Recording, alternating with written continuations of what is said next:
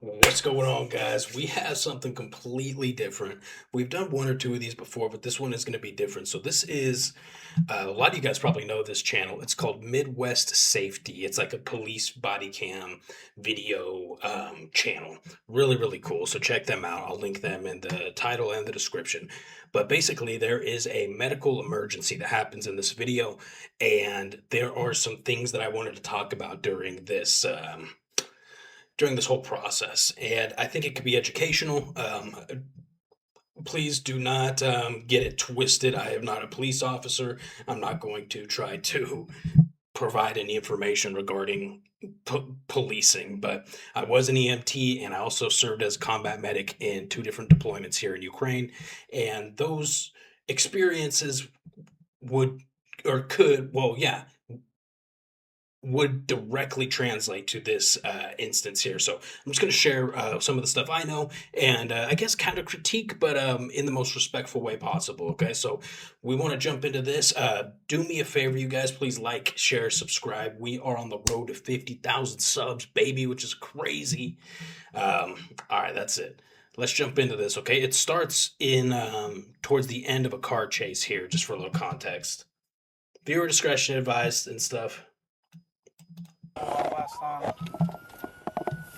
Turn off your car. Put the keys out the window. Turn your car off. Yeah, we're coming up right behind you. Alright, it's running the red light going south. Running red light southbound. Where?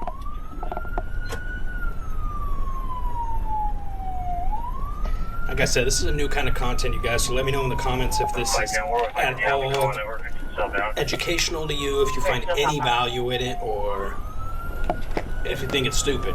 You know, let me know either way. Evan, I'm the third car, so I'm not in the precision. I'm just hanging back until they get them stopped. But I love these kinds of videos, man. This is what I watch a lot in my free time, so I figured, let's watch it together. We're 40 miles an hour right now. Southbound 40 miles. But I did see this one earlier today. This is what made me want to talk about it. Tough pitting a four-wheel drive F-150, man. I would imagine. I don't know. I have no experience in that. We're outside of Flying Hill, 40 miles. Southbound Highland. Now you might listen. Affirmative. My partner's on the phone with him. I'm just bumper that the push bar came off.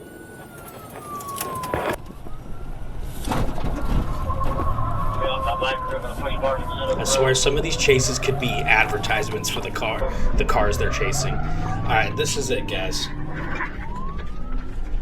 He's going back northbound.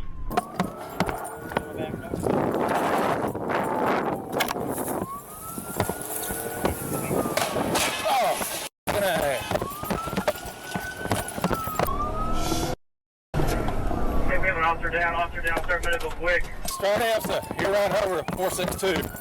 Show me your hands! Hands! Get out of the fucking car!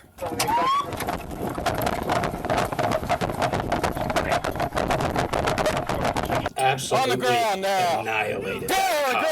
ground! Get on the ground! Where's he at? Where's the officer? Go get the officer. He's over here. Go! Fucking A. We're south.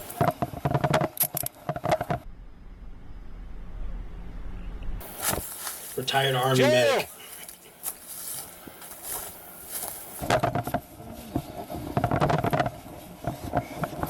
Get up. Get up.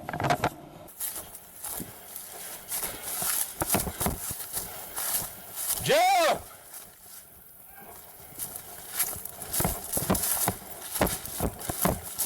Joe! Get up!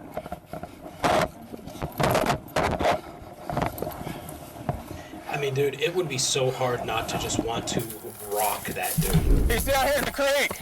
After seeing your battle buddy get smacked like Joe! that. Joe! Damn. Can I get a car right here? So I don't know how much of this I'm going to be allowed to show. He's on the There might be a lot cage! of blurring.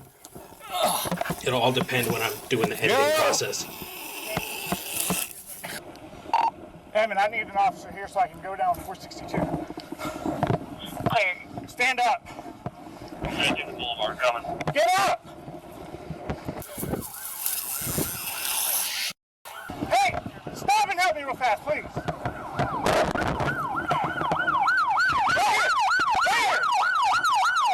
Should I pull his? Probably shouldn't pull his helmet off, right? He just hit that car. Hey, let's put him in the car. Put him in the car. We have a cage. So I'm going to turn it down a little Come on, Joe. so I can talk over it. So this guy is just being non-compliant, not moving, not standing up. He's acting like dead weight, like a child. He's down there in the creek.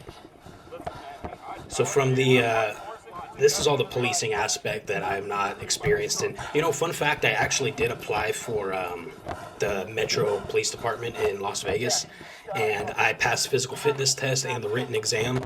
And during the lie detector test, they said, "Hey, please be honest. We understand people have different pasts, right? Different experiences, blah blah blah." So they asked if I had tried any drugs, and I told them I had smoked pot 3 times, which was the truth. I had smoked pot 3 times in high school, scared the living hell out of me. I hated it. Basically, the cop was like, "Okay, gotcha. You're out of the process." It was a 6-month process I had been going through for this, and they got me out on me being honest about some drug stuff. So I should be completely transparent, though. They asked me about pot, and then they asked about the white stuff, which I told them I tried at a party one time, which was also true. Anyways, between that and the pot, they disqualified me. So it is what it is, I guess. It literally directly led me to my life today, right? So I have no complaints over it, but interesting. Also interesting because after this experience, I asked some, because I have no criminal history. That was literally the extent of my drug use, and I was honest about it. I asked some guys who I knew were in different police departments, who had done a lot more in their upbringing than I had done as far as drugs and crime and stuff like that. And I was like, "How in the hell did you pass the polygraph?" And he's like, "Oh, we just lie." I'm like, "Okay, that's good." So I got disqualified for being honest. And these guys have been cops for years now because they lied on their polygraphs. Great. Anyways, that was it's a total side story. So we see a lot. So what I notice here actually is cops have been here for multiple minutes now and done very little to apply any kind of aid to this officer. The one cop made the decision to keep his helmet on, which I think was probably a good call.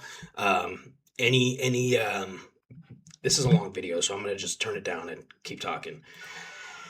Any way you could keep the spine and the neck as straight as possible, especially after a motor vehicle accident like this, is best, because moving them too much can cause that spinal injury to become worse. So that medic is doing the head tilt chin lift maneuver, making sure he can get air, Hey, lie still, Joe, lie still. Lie still. because he noticed he's snoring, right? Which means there's some kind of there's a block in his airway. Don't move, okay? 75 northbound is completely shut down. So at this point, more and more cops are starting to gather up at the scene and just kind of gather there, and nobody's actually taking any additional action. This guy's unfolding his legs, but Fire's almost here. so they're all, giving him positive words and stuff like that. Positive affirmations. Hey, Joe, Don't move, blah, blah, blah, stay still. Don't move. Okay, so when they start doing stuff like this is what bothers me. When you have a patient who is struggling to breathe and they start fidgeting, they're usually subconsciously trying to fix whatever's happening, or trying to point out where they're having an issue. So when you're holding his arm, pinning his arms down like that,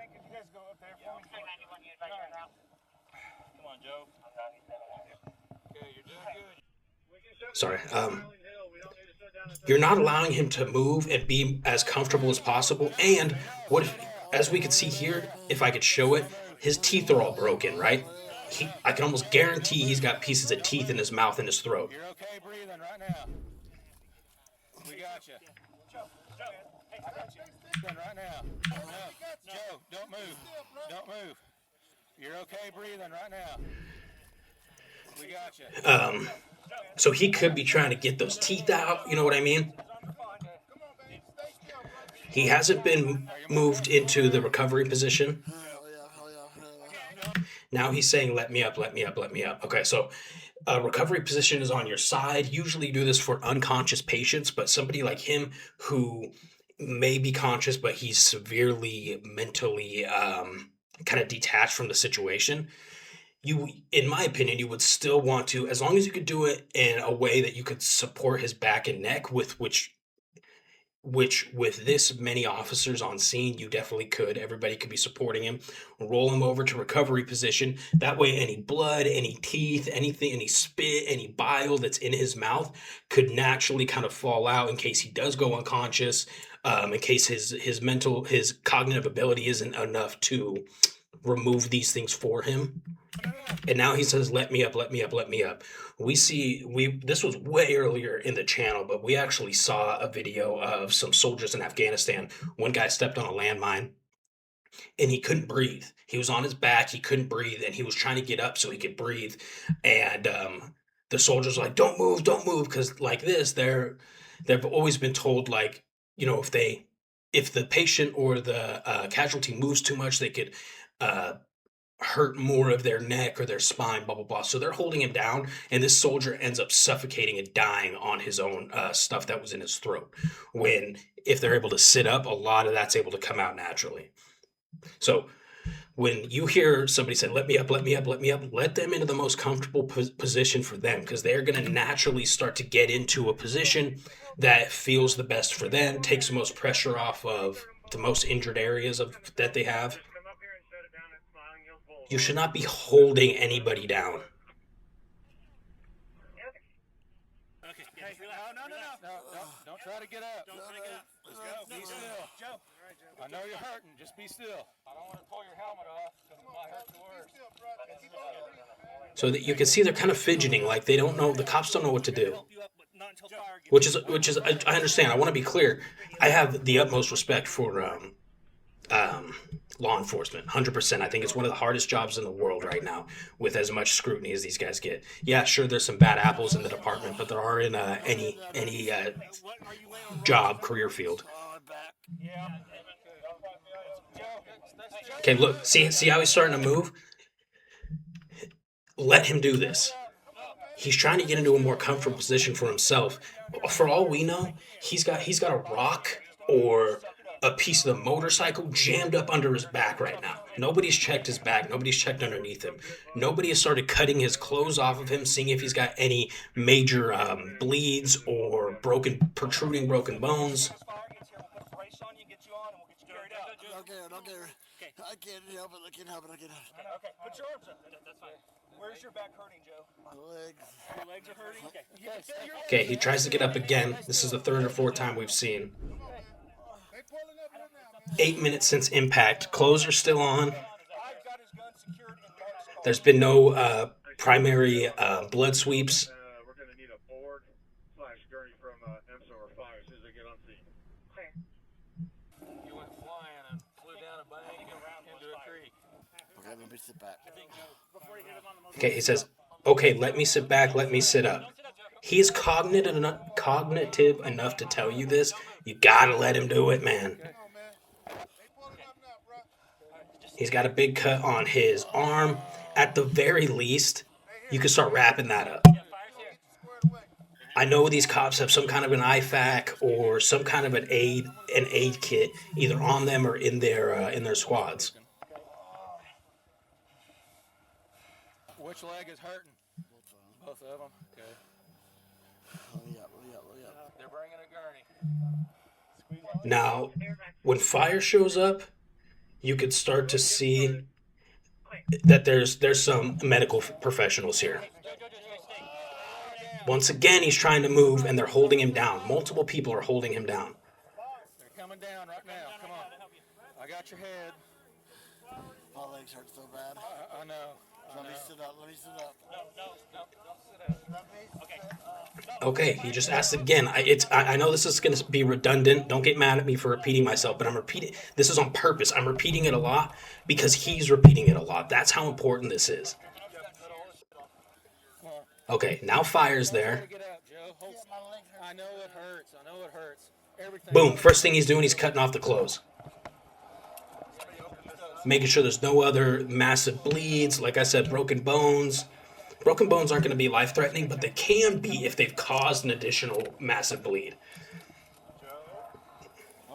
A lot of leg wounds, if they have big boots like that, can bleed into their boot. You can lose a lot of blood, and it can start pooling in that boot, especially like almost knee-high boots like this or half knee-high boots. A lot of blood could be caught in that. You have no idea he was even bleeding if you weren't paying attention.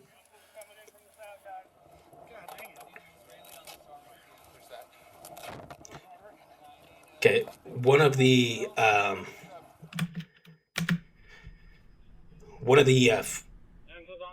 firemen just said, "Hey, we need an Israeli on his arm." An Israeli is a pressure bandage, and guarantee they're referring to that elbow wound that I said you could have, at the very least start wrapping that while you're waiting for more medically trained professionals.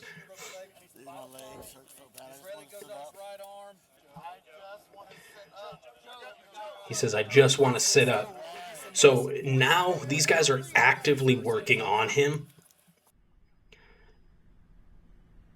It makes more sense to me that they would want him to not be moving. They're actively using scissors. They're actively if you look on his arm, they're actively placing IVs in both arms, and they're throwing on this defib device in case he randomly goes out and his heart stops beating.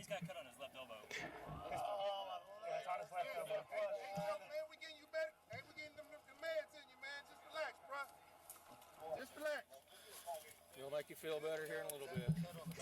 Yes. There's one on the back side of this arm too. I got a line over here. So everything so far, besides the defib, what's on his chest, and besides starting an IV on his arms, all of this could have been done before fire arrived. They could have stripped him. They could have wrapped his arm.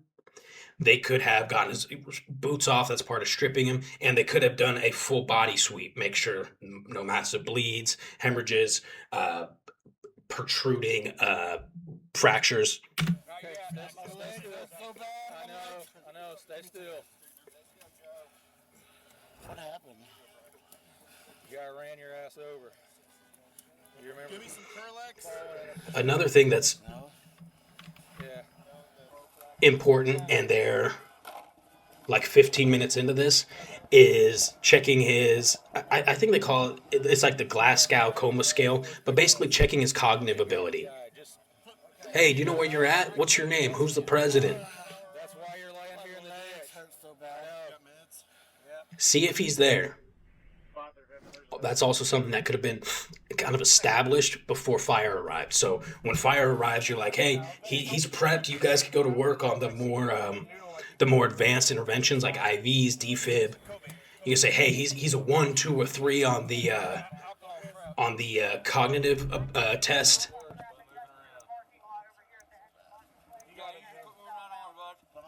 So far, this officer here holding his neck has been the only officer of the probably 10 that have been there who have done anything to help this guy in the last 10 or so minutes before fire arrived. By just maintaining that No. C-spine. Joe, take a breath. Let's get the collar. Let's start getting the board. Your right leg is fractured at the top, so you can't straighten it out. Yeah, just be still, man. We're gonna get you squared away. I need someone to hold his hand. Try not to move. Squeeze as hard as you can right there for me, okay? I need to do my tourniquet. Go ahead and notify OU. Fentanyl's going in. My legs hurt too bad. So they're giving him fent, which is pretty common for pain relief. Fentanyl 1359. Okay, let's get that collar. Sometimes pain is a good thing because it tells you, it shows that the patient or the casualty is alive, right? So the fact that he's been complaining about his legs this whole time, I stretch my legs out. in my opinion, is a good thing because it's like, okay, he's Scoop him, put him in the. We need to scoop him, put him in a Stokes. We'll get out of here.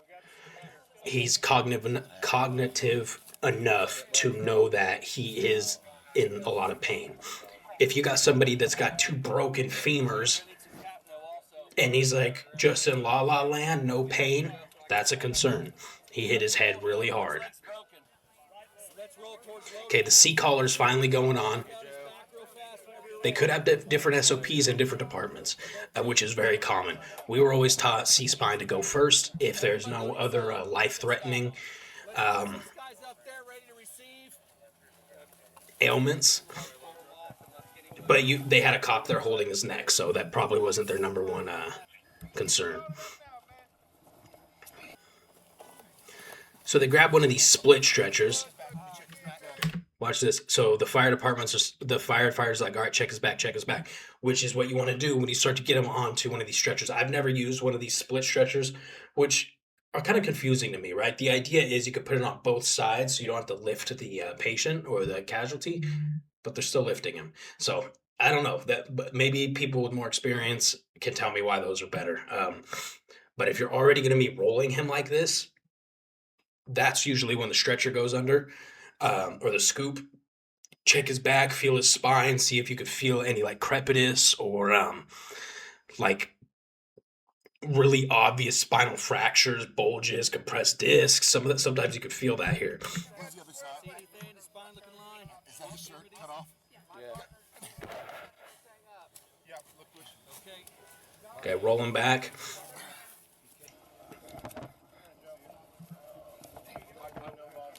Okay. Belt him in. Something under his head right here. Blocks. Okay. We blocks. Let's do blocks when we get him up there. Gotcha. It's right there, Lou. I know. I'm working on it. I'm working on it. Make sure we get a tunnel so you guys on each side to get him up there, okay? Is there another strap right here? No, up there. Let's just get him up. We gotta get out of here. Give yourself a big hug, brother. Hold your hands. Okay? Don't let go. These firefighters are troopers frankly, for putting up with all of the peanut gallery cops in the back. I know this is their brother. They care about him, but if you're not going to be useful, back up and let these guys work. So this is him. He ends up okay, and there's an interview at the end of this. That, or if we have any other units that can just get their information and we'll follow up later. Get more bodies. Get a few more bodies. You guys got no bodies up? Got it? Let's go. You want to take this monitor? Where are they at? I'll go with it. One's off at Jumbo Juice, and I believe it's a white Kia, and the other pulled off into O'Reilly's. One's off at Jumbo Juice, and the white Kia, and the other pulled off into O'Reilly's.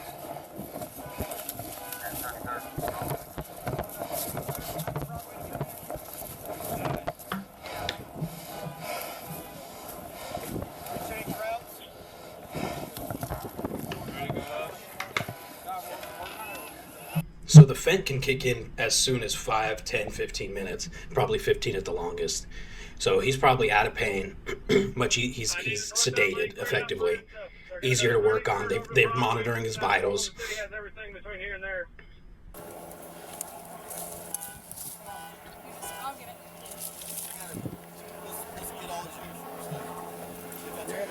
told me to leave it here. Yeah. Morning one police. They're going north to 33rd. Time since impact 21 minutes, and the ambulance is off. Do you have my keys? Yes. Thank you. I took him out of your car and put him in mine. Appreciate it. So this is kind of the aftermath of it, if you will. I spun him around right. North Okay, the interview's coming up here. and then he hit Shelton coming back, and then he. 21 minutes. We've seen, or at least I've seen, much worse response times. But the goal is always faster, right? They used to train, at least when I was getting my EMT license or certificate, they used to train the golden hour. You've got 1 hour to save this person's life effectively. After this 1 hour, statistics show that life longevity, life expectancy drops off dramatically. The suspect identified as 24-year-old Garrett Trammell. I'll turn it up here. Identified as 24-year-old Garrett Trammell was transported to an area hospital for evaluation, where a search warrant was executed for a Piece blood of draw. shit. His blood tested positive for THC, which Trammell's defense attorney argued he had smoked 2 weeks prior. According to a local news report, data pulled from the black box in Trammell's truck indicated that he never hit the brakes and made a sharp turn in the direction of Officer Wells. Officer Wells was placed on maximum life support and underwent multiple surgeries, including the amputation of part of his left leg. Trammell was transported to jail, where he was charged with assault and battery by means or force, likely to produce death, 4 counts of assault and battery with a deadly weapon, endangering others while attempting to elude an officer, and leaving the scene of a collision involving injury. The judge set his bond at $950,000, which he posted. Somehow he got $1 million to post bail. According to posts on his Facebook account. Or is it 10? If you use a bail bonds company, that it's 10% of the mill, so you still would need $100,000. Trammell enjoyed fishing trips, concerts, and holidays with his friends and family while out on bond. Nearly 2 years later, Trammell entered a blind guilty plea where he pleaded guilty without a prior agreement on punishment, leaving sentencing entirely up to the judge's discretion. The judge sentenced him to 25 years and probation for the rest of his life. Trammell is currently incarcerated at Allen Gamble Correctional Center and will have to serve 21 years before he is eligible for parole. Midwest Safety caught up with Sergeant Wells, who was able to speak with us about his recovery, now almost 4 years into the process. Before we watch the interview, 25 effectively, with lifetime parole for somebody who's 24. So he'll be almost 60. He'll be in his mid to late 50s when he is considered to be let out.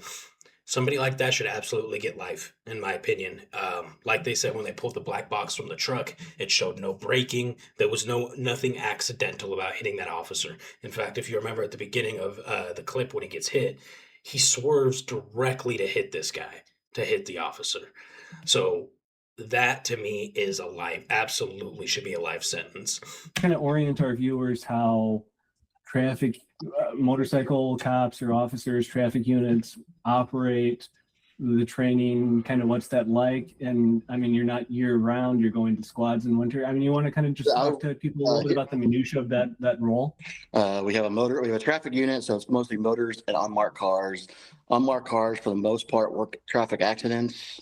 Unless the motorist needs to step up and do it. Most of our job was just working traffic zones, writing tickets and stuff like that. My philosophy always was, if I started my bike up and went after you, that's enough danger, you're getting a ticket. I've been through a lot of training in my life, 18 years as a police officer and 5 years in the Marines. Wow. And it was probably one of the toughest trainings I ever went to. I was pretty burnt and ready to quit by the end of it, because it was so frustrating just trying to, not knowing that, hey, you can get that big bike to do these type little turns. It was pretty hard. You fired a shot before impact. And do you remember doing that? Do you remember firing your gun at that point? So somebody showed me a video and told me I did. I had no idea. The crazy part was, like, when they found my gun, it was just, they don't know how it got in the position it was and still fired. And they did a lot to put it back together. And just the way it was after getting hit and firing around at the same time, it was kind of in a weird position. But I don't remember going to work that day. My wife said she made some breakfast burritos, and I was kind of sick, but she's like, "Would you stay home today?" And I was like, "I'm the only one working. I have to go. I'm the only traffic guy working. I have to go." So I went. And then that's just what she told me. I don't remember being there at all. I don't remember pretty much the week before or up until almost the 1st of November is when I started remembering stuff again. Did someone explain to you how far you have been thrown? Do you remember anybody explaining that to you? I was told 150 feet through the woods, which is kind of crazy because it was really dense woods. I didn't hit any trees or anything before I went to the creek. I'm sure if I hit a tree that hard, it probably would have done even more damage, but somehow I went right through. You were on maximum life support for 15 days. 2 weeks. Okay. When you came out of it, what did you understand about your condition? My wife says I asked her several times what happened, and I think it took me a little while before I finally started, able to understand that and realize what happened. I don't know. I have little kind of memories.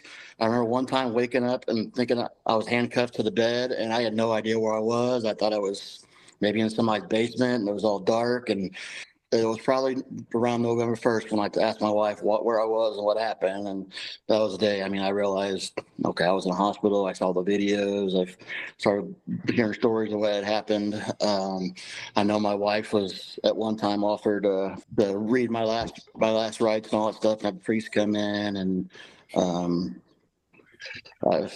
I said, all I have is the stories of people that were coming in. My whole family from St. Louis came into town. The whole police department was there for a few days when it was really bad. And I said, this is it. It's probably when, he's not going to make it anymore.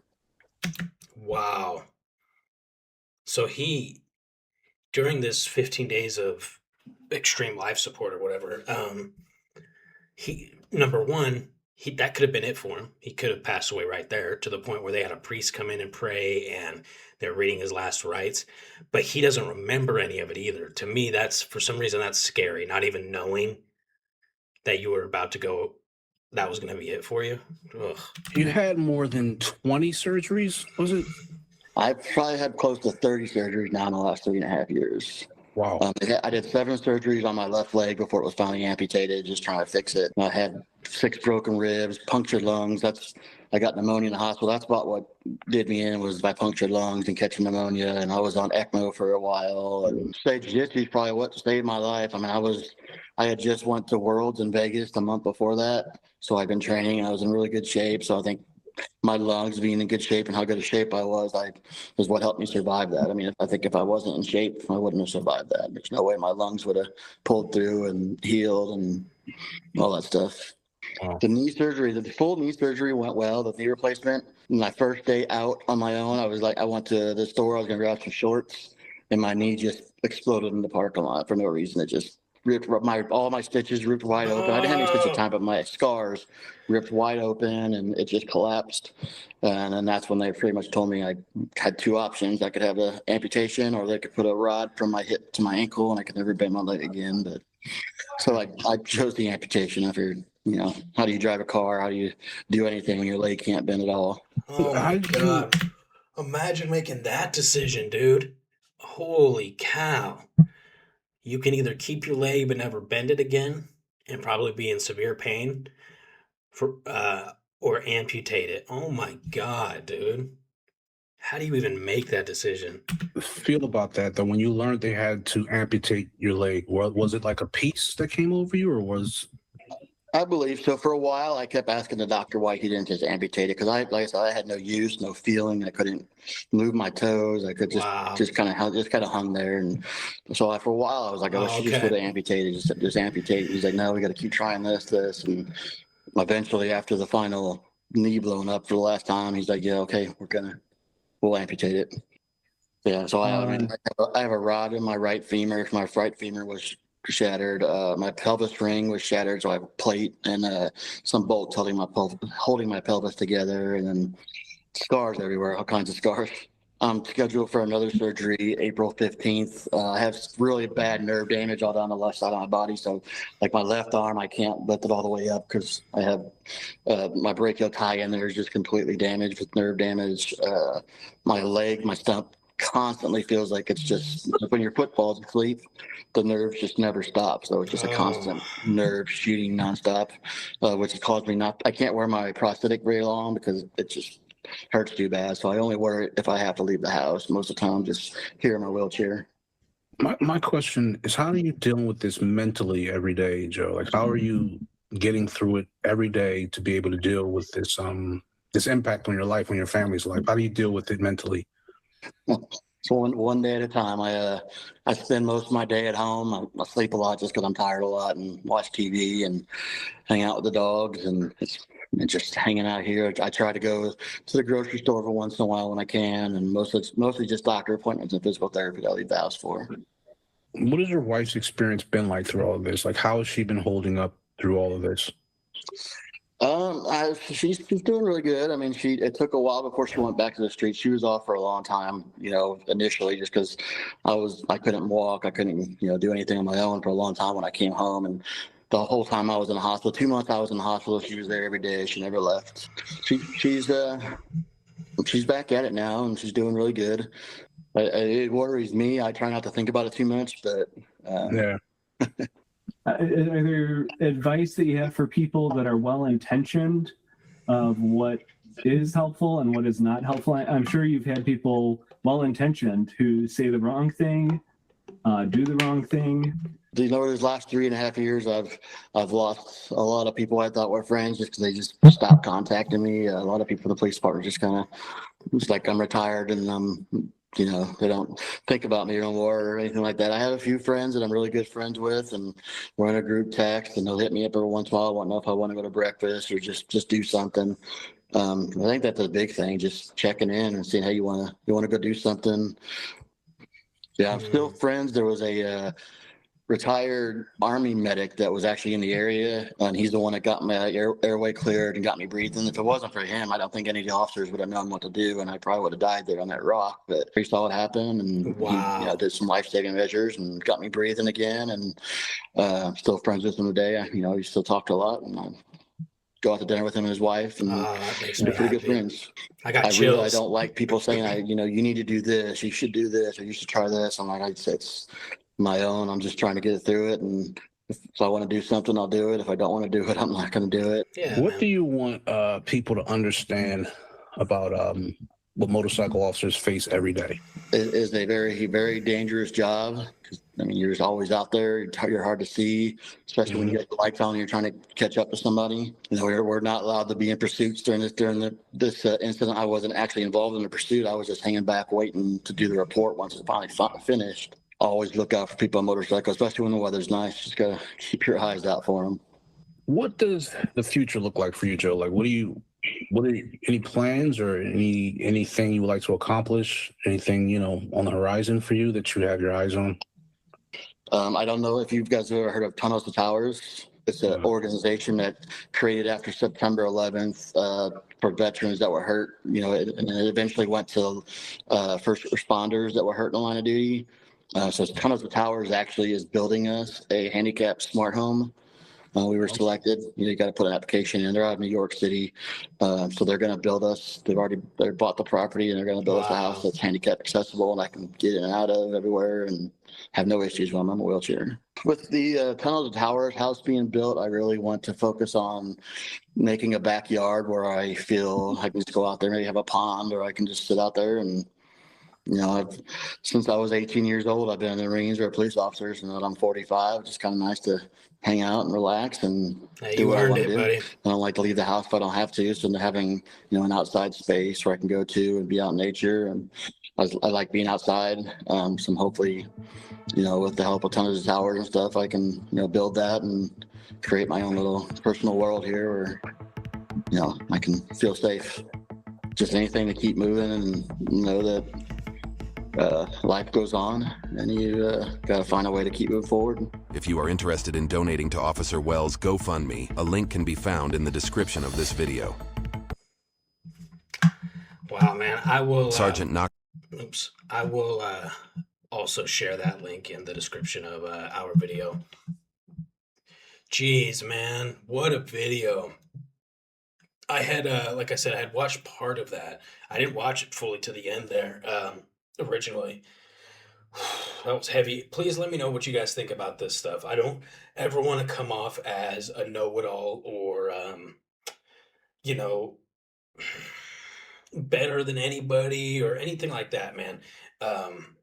if anything, I was, an average combat medic and an average EMT firefighter when I was there. There's certain things that I do believe could have made a difference that I wanted to bring up there. And I'm really glad Officer Wells mentioned at the end there that that retired combat medic that came in, or Army medic that came in, potentially saved his life by doing the jaw thrust, tin chilt jaw thrust, and clearing his airway.